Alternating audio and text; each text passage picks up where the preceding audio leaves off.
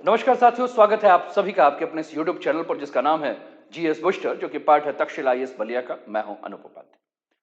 साथियों, सभ्यता का इतिहास नदियों के किनारे लिखा गया है, लेकिन जब जमीन ही भीतर से खोखली हो जाए तो ना नदियां सुरक्षित रहती हैं, ना खेत और ना ही सभ्यता।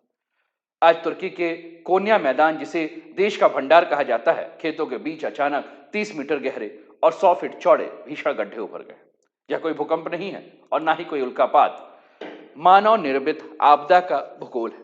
जहां जरूरत से ज्यादा पानी निकाला गया है, जहां खेती उत्पादन की होड़ में बदल गई है, जहां विकास ने प्रकृति की सीमाओं को अनदेखा कर दिया है, वहां इस प्रकार की घटनाएं हो रही हैं।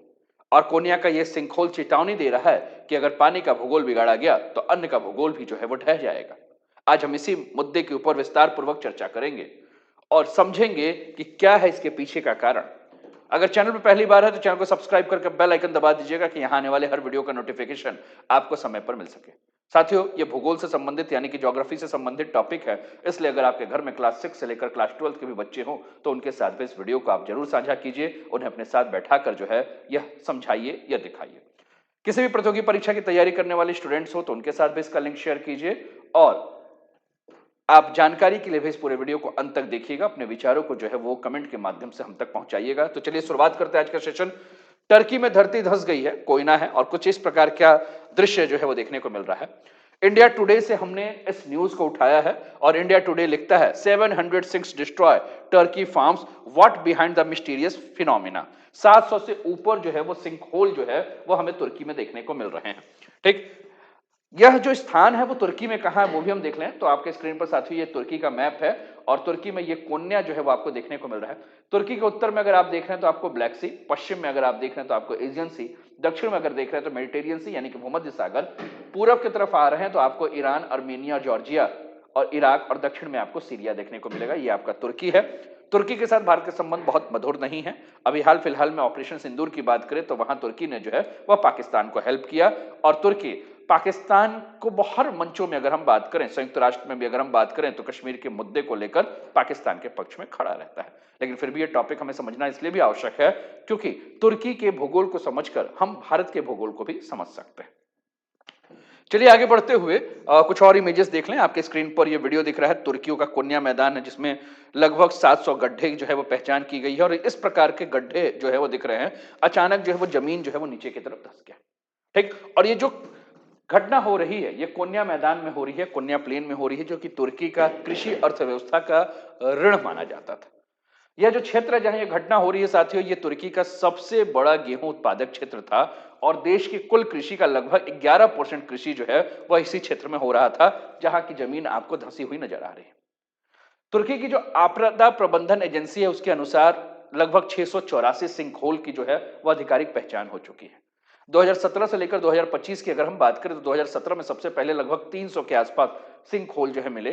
2025 में इसकी संख्या बढ़कर, माफ कीजिएगा, 2021 में इसकी संख्या बढ़कर 2500 हो गई थी और 2025 तक अगर हम बात करें तो इस सिंक होल की संख्या जो है वो बढ़ते जा रही है। ठीक, कई सारे सिंकहोल खेतों में और दूर दराज इलाकों में हैं जिनके बारे में जानकारी नहीं है। ये उतने ही सिंकहोल के बारे में हम चर्चा आपके साथ कर रहे हैं जो सरकारी आंकड़ों में हमें देखने को मिल रहा है। प्रश्न आप सबके दिमाग में कि भैया जमीन अचानक धंस क्यों रही है और जमीन अचानक धंसने के पीछे खेती का क्या कारण है।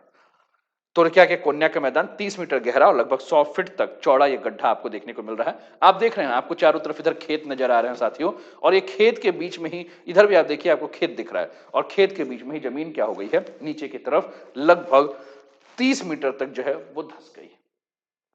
कहा जा रहा है कि इसके पीछे जो सबसे प्रमुख कारण है वह है अत्यधिक गेहूं का उत्पादन। आप कहेंगे अत्यधिक गेहूं का उत्पादन क्यों? साथियों, हम जानते हैं कि हमारे यहाँ पूरे पृथ्वी पर अगर हम बात करें तो सबसे प्रमुख फसलों में दो ही प्रकार के फसलें मांगी जाती हैं, या तो चावल या तो गेहूं। और गेहूं की डिमांड बहुत ज्यादा है तो गेहूं के उत्पादन की भी जो है वो ज्यादा आवश्यकता है। अब जहां के खेतों में गेहूं का उत्पादन जो है बहुत ज्यादा किया जा रहा है, या किसी भी अनाज का जिसमें पानी की आवश्यकता हो रही है, या एक ही मोनो क्रॉपिंग पैटर्न यूज किया जा रहा है, मतलब एक ही प्रकार की खेती की जा रही है, कोशिश किया जा रहा है कि ज्यादा से ज्यादा जो है वो उत्पादन कर दिया जाए। वाटर इंटेंसिव क्रॉप्स यानी कि ऐसे फसलों का उत्पादन किया जा रहा है इसमें पानी की बहुत ज्यादा आवश्यकता हो रही है। सेमी एरिड यानी कि अर्ध शुष्क क्षेत्रों में भी ऐसे फसलों की खेती की जा रही है, जिसमें पानी की बहुत ज़्यादा आवश्यकता हो रही है, तो इसके चलते जो है वो भूमि जल का दोहन हो रहा है। यानी कि हम पृथ्वी के अंदर से, भूमि के अंदर से जो है वो ज़्यादा से ज़्यादा क्या कर रहे हैं, पानी निकाल रहे हैं। और पृथ्वी के अंदर से जब ज़्यादा से ज़्यादा पानी निकाल रहे हैं, तो उसको निकालने के लिए हम क्या कर रहे हैं? तो हम अपने गाँव में भी देखेंगे, आप अगर अपने आस-पास में भी देखेंगे, तो आपको ये देखने को मिलेगा कि उसको निकालने के लिए आप क्या कर रहे हैं? तो निकालने के लिए आप ट्यूबवेल का जो है आप प्रयोग कर रहे हैं, डीप ट्यूबवेल्स लगवा रहे हैं, ठीक?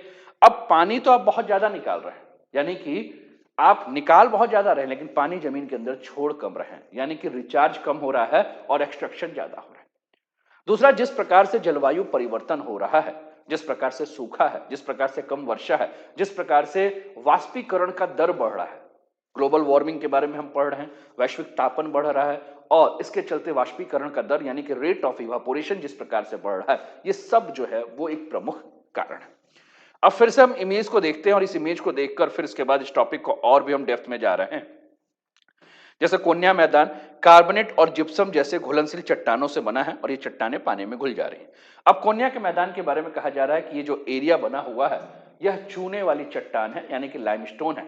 और चूने वाली चट्टानों के बारे में आप जानते हैं कि चूने वाली चट्टान जो है वो पानी में धीरे धीरे क्या हो जाती है, घुल जाती है। जैसे घर में आपने पुताई के समय देखा होगा कि चूने के ऊपर पानी डाला गया।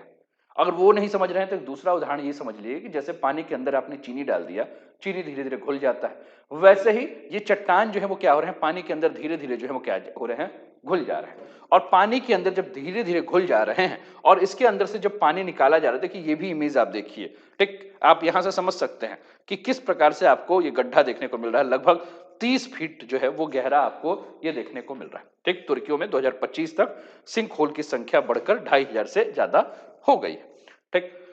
अब हमने कहा कि सालों तक जो हो रहा है, क्या हो रहा है, पानी बह रहा है, ठीक। जमीन के नीचे जो है वो खाली गड्ढे बन गए हैं, ऊपर की जमीन एक पतली परत के रूप में आपको देखने को मिल रही, ठीक। और अंदर पूरा का पूरा जो है वो खोखला है, क्योंकि इंसानों ने क्या किया है, पृथ्वी के अंदर का जितना पानी है, जितना ग्राउंड वाटर है, जितना भूमि जल है, उन सभी को खींच लिया है खेती के लिए, गेहूं उगाने के लिए, मोटर ट्यूबवेल के द्वारा।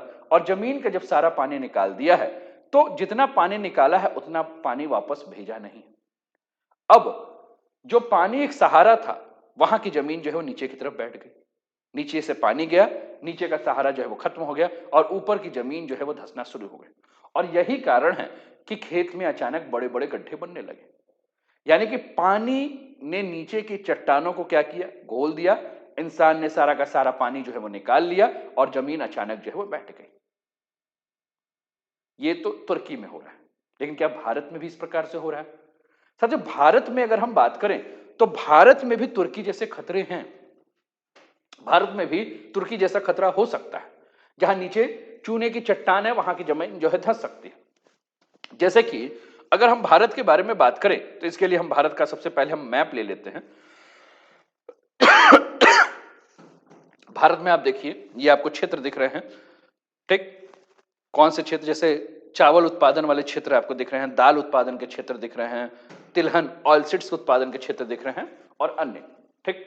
अगर हम भारत में बात करें तो भारत में जो दक्कन के पठार का क्षेत्र अगर हम बात करें तो दक्कन के पठार का जो क्षेत्र आपको ये वाला देखने को मिल रहा है ना, ये डेक्कन प्लेटू वाला एरिया जो आपके स्क्रीन पर हम हाईलाइट कर दे रहे हैं, ये क्षेत्र जो आपको डेक्कन प्लेटू का आपको देखने को मिल रहा है, यहां भी जमीन जो है वो धंस रही है, ठीक। क्यों? क्योंकि दक्कन का जो प्लेट है, यहां आपको बसाल्ट की चट्टानें मिलेंगी और यहां गड्ढा नहीं बनता है, लेकिन पानी यहां जो है वो खत्म हो रहा है। चूंकि चट्टानें अगर अंदर से नरम होंगी तो नीचे की तरफ धंसेंगी और जहां चट्टानें सख्त होंगी वहां का पानी जो है सूखेगा, ठीक। और ये जो आपदा आपको देखने को मिल रही है, कोई प्राकृतिक आपदा नहीं है साथियों, यह मानव जनित आपदा है। अगर बारिश कम होती है और जमीन का पानी सुरक्षित है तो बड़े बड़े गड्ढे कभी नहीं बनते, लेकिन गलती कहां हुई है, गलती यहां यह हुई है कि हम समस्या जो है उसको बुला रहे हैं। इंसान ने जो फैसले किए हैं, इन फैसलों ने जो है वो इस प्रकार की समस्या लाए। हजारों ट्यूबवेल, हजारों जो ट्यूबवेल है उसमें वैध भी कई सारे हैं, अवैध भी कई सारे हैं। 1970 से लेकर अब तक अगर हम भारत के भूजल के बारे में बात करें तो 60 मीटर तक पानी गिरा है। भारत के कई सारे ऐसे क्षेत्र हैं जहां की ग्राउंड वाटर लेवल बहुत खत्म हो चुका है, गर्मी के दिनों में हमें देखने को मिलता है। और इसके पीछे कारण क्या है? इसके पीछे कारण है प्रशासन की अनदेखी, प्रशासन तय ही नहीं करता है कि कितना वहां ट्यूबवेल गाड़ा जाएगा, कितना नहीं गाड़ा जाएगा, कितनी गहराई में गाड़ा जाएगा। कोई सीमा तय नहीं, कोई निगरानी तय नहीं। पानी निकाला जाता रहता है, लेकिन उस पानी को फिर से भरने का कोई इंतजाम नहीं। नतीजा क्या हुआ? जो पानी नीचे सहारा बनकर था वो खत्म हो चुका है, जमीन अंदर से जो है खोखली हो चुकी है और खेतों में अचानक गड्ढे देखने को मिल रहे हैं। तो ये क्या प्रकृति ने किया? नहीं, प्रकृति ने नहीं किया, इंसानों ने ये सारा काम किया है, दोष प्रकृति को दिया है। तो ये जितने भी गड्ढे आपको तुर्की में देखने को मिल रहे हैं, इन गड्ढे का निर्माण प्रकृति ने नहीं किया साथियों, इन गड्ढों का निर्माण इंसानों ने किया है। ये गड्ढे बारिश से नहीं बने, ये गड्ढे ट्यूबवेल के द्वारा पानी निकाल लेने से बने। अब तुर्की में अगर ये घटना घटी है तो क्या इसका असर भारत पर भी पड़ेगा? साथियों, जैसा कि हमने कहा कि जिस क्षेत्र में यह घटना हो रही है वो तुर्की में गेहूं का सबसे बड़ा उत्पादन केंद्र था, तुर्की की कृषि का रीढ़ था। यानी कि अगर इस प्रकार की घटनाएं तुर्की में हो रही हैं तो इसका मतलब है कि वैश्विक खाद्य सुरक्षा के ऊपर इसका असर पड़ेगा, क्योंकि तुर्की जो है वो दुनिया में बड़े उत्पादक गेहूं उत्पादक देशों में से एक है। अगर वहां उत्पादन घटता है तो ग्लोबल व्हीट सप्लाई यानी कि वैश्विक गेहूं का जो सप्लाई है वो कम हो जाएगा, और जब सप्लाई कम हो जाएगा और डिमांड के अनुरूप सप्लाई नहीं होगा तो यानी कि कीमतों के ऊपर असर पड़ेगा। भारत में क्या होगा? गेहूं महंगा हो सकता है, सरकार को एक्सपोर्ट रोकना पड़ सकता है, राशन में ज्यादा खर्च है, बफर स्टॉक का जो है सरकार के ऊपर दबाव होगा, यानी कहीं ना कहीं इसका असर डायरेक्टली या इनडायरेक्टली आम आदमी के थाली के ऊपर पड़ने वाला है। साथियों, तुर्की में जो दिख रहा है वो भारत में पहले से हो रहा है। भारत में पंजाब हरियाणा के क्षेत्र में अगर हम बात करें तो पंजाब हरियाणा में आपको देखने को मिलेगा कि यहां यही कंडीशन है गेहूं और धान के लिए, या पश्चिमी उत्तर प्रदेश में अगर हम बात करें, या इसके अलावा बुंदेलखंड और मराठवाड़ा के क्षेत्रों के बारे में अगर हम बात करें, ये क्षेत्र और ये वाला क्षेत्र, तो यहां भी यही है। अगर यही खेती और पानी की नीति चलती रही तो भारत का जो अन्न भंडार है साथियों, वो आने वाले समय में भी गंभीर खतरे को जो है भुगतेगा। और ये सिर्फ खेत और पानी का मामला नहीं है, ये मामला ग्रामीण जीवन के ऊपर भी असर है। खेत बर्बाद होंगे, किसान और मजबूर होकर जो है वो पलायन होंगे, गांव खाली होंगे, शहरों के ऊपर दबाव होगा, शहरों में भीड़ बढ़ेगा, रोजगार और पानी का संकट होगा। पर्यावरण को भी नुकसान हो रहा है, वेटलैंड्स यानी कि आर्द्र भूमियां सूख रही हैं, पशु पक्षी खत्म हो रहे हैं, जैव विविधता को नुकसान हो रहा है। तो ये बहुत सारी समस्या है। तो साथियों, ये सिर्फ पर्यावरण की कहानी नहीं है, ये समाज की स्थिरता का सवाल है। और तुर्की के कोन्या मैदान में बना हुआ यह सिंखोल हमें यह याद दिलाता है कि अधिक उत्पादन का लालच अगर विवेक से खाली हो तो वही अन्न भंडार आपदा का क्षेत्र जो है वो बन जाएगा। और आज अगर हमने इस चेतावनी को नहीं सुनी तो कल जमीन हमें सहारा नहीं देगी। आपको क्या लगता है कि क्या मानव के द्वारा किया गया कृत्य प्रकृति को मजबूर कर रहा है कि प्रकृति जो है वो वरदान के जगह अभिशाप का रूप ले ले? अपने विचारों को कमेंट के माध्यम से हम तक पहुंचाइए, और कैसा लगा सेशन ये भी आप अवश्य बताइए। वीडियो पसंद आया तो लाइक कर दीजिए, कमेंट नहीं किया तो कमेंट कर दीजिए, शेयर नहीं किया तो शेयर कर दीजिए, और चैनल को सब्सक्राइब नहीं किया तो सब्सक्राइब कर दीजिए। अपना ध्यान रखिए, स्वस्थ रहिए, मस्त रहिए, तंदुरुस्त रहिए, हंसते खेलते मुस्कुराते हुए जीवन का आनंद लीजिए। जय हिंद, जय भारत।